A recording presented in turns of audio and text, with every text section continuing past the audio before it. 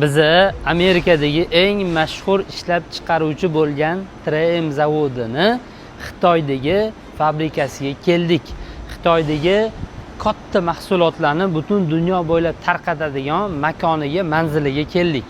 Qisqacha aytib o'taman, 3M zavodi 1902-yildan beri butun dunyoga mahsulotlar ishlab chiqaradi.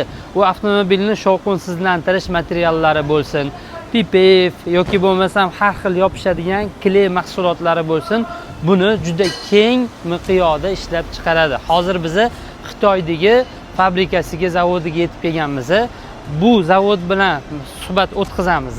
Xudo xohlasa, O'zbekistonga dunyodagi eng mashhur bo'lgan va sifatli bo'lgan mahsulotlarni yetkazishlikni bir kelishib ko'ramiz, xudo xohlasa.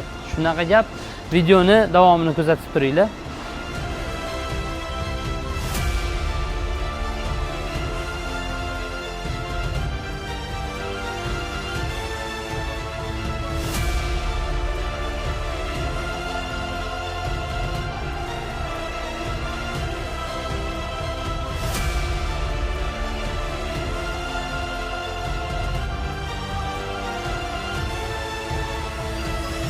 O'zinglarni yaxshi ko'rgan ishinglarni changi ham yoqadi.